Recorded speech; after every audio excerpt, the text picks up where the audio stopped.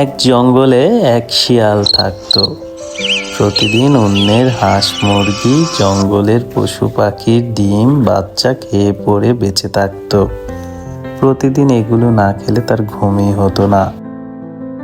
অন্যান্য দিনের মতো একদিন সে খাবার খেয়ে বাড়িতে ফিরল। তারপর সে ঘুমাতে গেল। সারা রাত ভর ঘুমিয়ে সকালে ঘুম থেকে উঠে বলল, বেলা হয়ে গেল, খাবার খাওয়া হয়নি, দেখি অনেক ক্ষুধা পেয়েছে, কিছু পাই কিনা। যেই কথা সেই কাজ। এই কথা বলে সে বাড়ি থেকে বেরিয়ে পড়ল খাবারের সন্ধানে।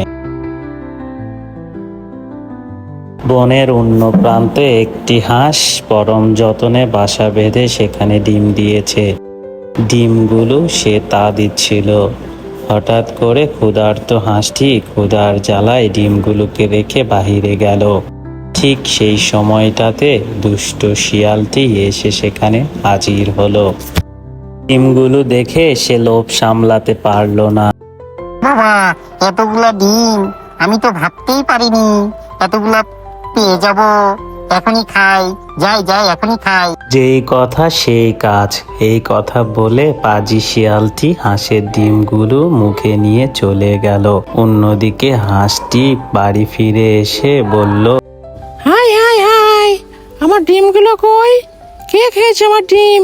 যে এই ডিমগুলো খেয়েছে সে যেন সামনে অনাহারে মরে। মনের কষ্টে হাঁসটি জঙ্গল ছেড়ে চলে গেল।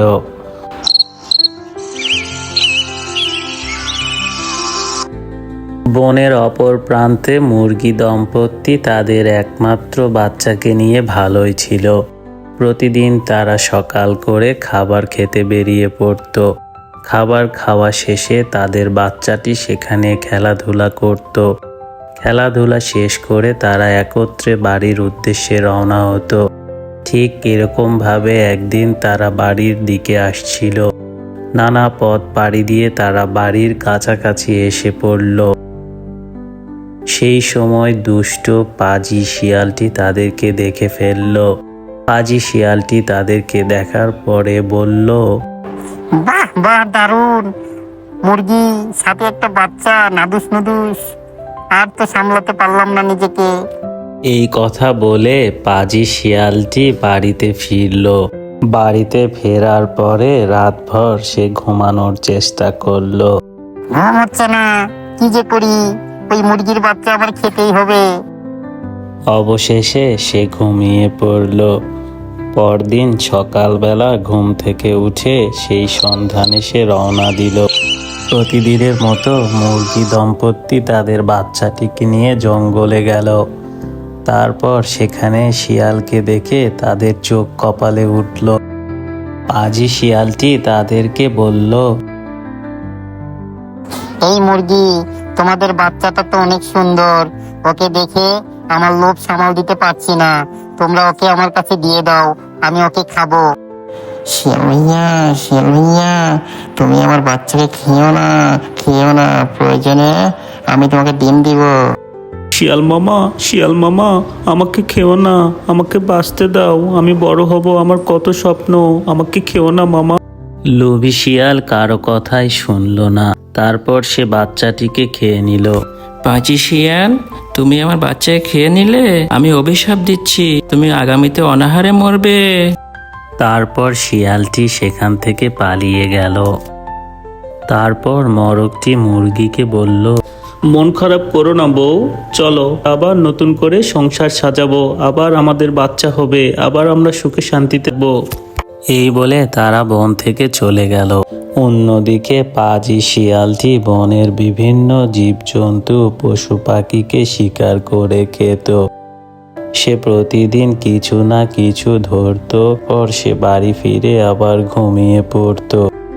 এভাবেই তার প্রতিদিন কাটছিল।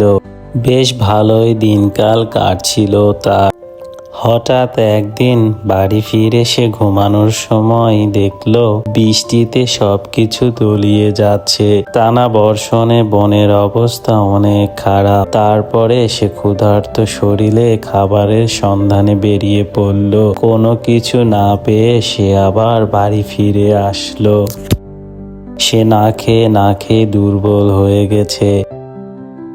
খাবার না পেয়ে তার শরীরের অবস্থা দিন দিন খারাপ হতে থাকলো। এরকম ভাবে একদিন কাটানোর পর সে আবার বেরিয়ে পড়ল।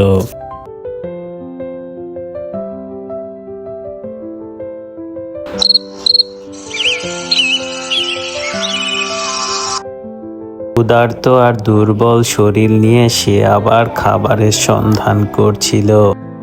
এভাবে সে জঙ্গলের প্রতিটি জায়গায় খাবার খুঁজে না পেয়ে লোকালয়ে ঢুকে পড়ল।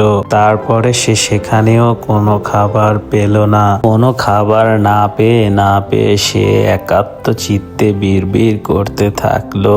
মনের দুঃখ ভরা হৃদয় নিয়ে সে জঙ্গলে বসেছিল। ঠিক সে সময় একটি কাক এসে বলল, শিয়াল মামা, তুমি কি ভাবছো? কি হয়েছে তোমার? তোমাকে অনেক দুশ্চিন্তা দেখা যাচ্ছে। বনের সব খাবারগুলো শেষ হয়েছে, আমি আর কোনো কিছুই পাচ্ছি না। পশু পাখি কোনো খাবার পাচ্ছি না, আমি না খেয়ে শুকিয়ে যাচ্ছি। আমার অবস্থা বেশ খারাপ, আমি এখন কি করব? আমাকে কিছু বলো। ও, এই কথা ভাবছো তুমি? তাহলে আমি তোমাকে একটা পরামর্শ দেই। তুমি ওদের কাছে গিয়ে বলো যে তুমি আর এই পশু পাখি শিকার করো না, এখন ফলমূল খেয়ে বেঁচে থাকো। এই কথা বলে গিয়ে ওদেরকে বলো যেন ওরা ডিম বাচ্চা দিয়ে আবার বনে জঙ্গলে ঘুরতে আসে। যখন ঘুরতে আসবে তখন তুমি ওগুলো আবার শিকার করে খাবে। এই কথা বলে দুষ্ট কাকটি চলে গেল। শিয়ালটিও তার বাড়ি ফিরে গেল। পরদিন সকালবেলা আবার শিয়ালটি বেরিয়ে পড়ল। প্রথমেই সে বনের বিভিন্ন জায়গায় খুঁজতে থাকলো। কোনো জায়গায় না পেয়ে সে বলল, আমার মনে হয় ওরা বাড়িতেই আছে, ওদেরকে খুঁজে পাচ্ছি না কেন? ওরা কোথায়? আমি ওদের বাড়িতেই যাব। এই বলে পাজি শিয়ালটি ওদের বাড়িতে গেল। প্রথমে হাঁসের বাড়িতে গিয়ে দেখলো হাঁসটি বাড়িতে নেই। এরপর সে মুরগিকেও খুঁজে পেল না। সে আবার বাড়ি ফিরে গেল। পরদিন সকালবেলা আবার সে বেরিয়ে পড়ল। খুঁজতে এক পর্যায়ে সে মুরগির দেখা পেল। অন্যদিকে মুরগিগুলো মনের আনন্দে নতুন বাসায় উঠছিল। সেখানে তারা খুব আনন্দে বসবাস করছিল। তাদের আবার ডিম দেওয়ার সময় হচ্ছিল। তারা আবার তাদের সংসার নতুন করে সাজিয়ে নিল। হঠাৎ সেখানে পাজি শিয়াল তাদের প্রতি আবারও নজর দিল। মুরগিগুলো শিয়ালকে দেখে আবারও চমকে গেল। পাজি শিয়াল তাদেরকে বোঝানোর চেষ্টা করলো, তোমাদের কত করে খুঁজছি, তোমাদের খুঁজে পাচ্ছি না। তোমরা চলো, বনে ফিরে চলো, আবার আমরা একসাথে থাকবো। আমি ভালো হয়ে গেছি। বদমাশ শিয়াল, আবার এসেছো? এ কথা শুনে শিয়ালটি তাদেরকে বলল, তোমরা আমাকে বিশ্বাস করো, আমি এখন ভালো হয়েছি। আমি এখন শাকসবজি আর ফলমূল খেয়ে বেঁচে থাকি। না, বিশ্বাস করি না। তুমি ভালো হয়েছো। তুমি ভালো হলে কই লাভ দিয়ে দেখাও। ঠিক আছে, আমি ওই কুয়াতেই ঝাঁপ দিব, তারপরেও তোমরা আমাকে বিশ্বাস করো। এই বলে পাজি শিয়ালটি কুয়োয় ঝাঁপ দিল। এ বাবা, আমি তো সত্যি কুয়োয় ঝাঁপ দিয়েছি। তোমরা আমাকে তোলো, আমাকে উদ্ধার করো, আমাকে বাঁচাও। হা হা, পাজি শিয়াল, তোর ঠিক শিক্ষা হয়েছে। তুই আমাদের বাচ্চাকে খেয়েছিলি, আজকে মজা তুই বল। লোভী শিয়ালটি কুয়োর মধ্যে না খেয়ে মরে গেল। মুরগিগুলো আবারও নতুন করে স্বপ্ন দেখলো। তারা মনের আনন্দে সংসার করতে থাকলো। কোনো দুশ্চিন্তাই ছিল না তাদের মনে। কথায় আছে, অতি চালাকের গলায় দড়ি। শিয়াল বেটা অতি চালাক, গলায় দড়ি পড়ল।